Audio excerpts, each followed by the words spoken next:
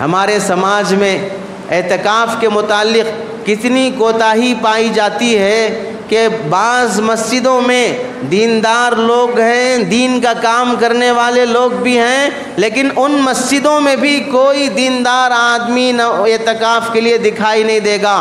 اگر ہوں گے بھی تو پورے 10 دن کے اعتکاف کے لیے نہیں دکھائی دیں گے، 1 دن میں، 2 دن تم، 4 دن فلاں، اس طرح زنجیری اعتکاف کریں گے، کڑی در کڑی اعتکاف بیٹھتے جائیں گے، پورے 10 دن کے لیے دیندار لوگ بھی مسجد میں اعتکاف میں دکھائی نہیں دیں گے۔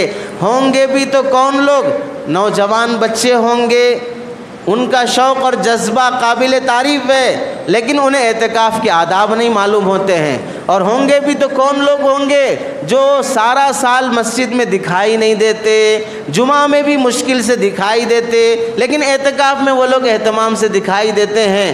یہ بھی ان کا ایک جذبہ اور شوق قابل تعریف ہے، لیکن اعتکاف کے آداب معلوم نہیں ہوتے، تو اعتکاف میں ثواب کم کماتے ہیں، گناہ اور عذاب زیادہ کماتے ہیں۔ کیسے؟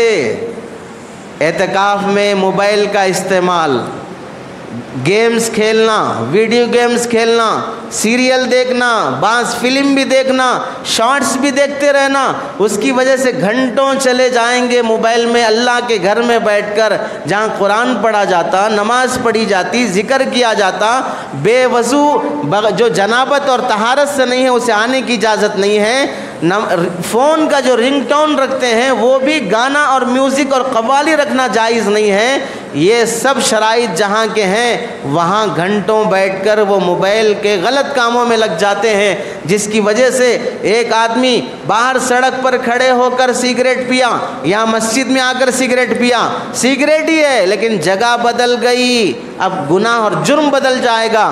ماں بہن کی گالی اپنے گلی کے کسی آوارہ آدمی کو دے دیا، ماں بہن کی گالی پرائم منسٹر کو دے دیا، گالی ہی ہے لیکن دینے جس کو دیا جا رہا ہے وہ شخص بدل گیا، اب جرم بڑھ جاتا ہے۔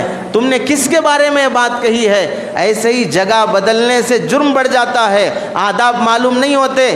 اب جو لوگ پرانے زمانے کے ہیں، نوجوان نہیں ہیں، موبائل یوز کرنا نہیں آتا، تو اب ان کی زبانیں یوز ہوتی ہیں موبائل سے بھی زیادہ، ان کی غیبتیں کا کوئی انتہا نہیں ہوتی ہے، کبھی کمیٹی کے بارے میں، کبھی مصلیوں کے بارے میں، کبھی امام کے بارے میں، کبھی مؤذن کے بارے میں، کبھی خطیب کے بارے میں، کبھی فلاں کے بارے میں۔ اللہ ان اعتکاف بیٹھ کر غیبت کرنے والوں کو جزائے خیر دے۔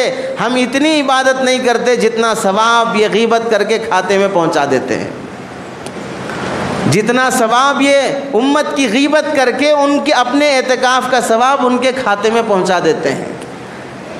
تو اعتکاف بیٹھنے کا اہتمام، اعتکاف بیٹھنے کے آداب، یہاں پر دنیا کی باتیں کرنا منع ہے، فضول باتیں کرنا منع ہے، وہاں پر غیبت کی باتوں میں لگ جانا کتنا بڑا جرم ہے۔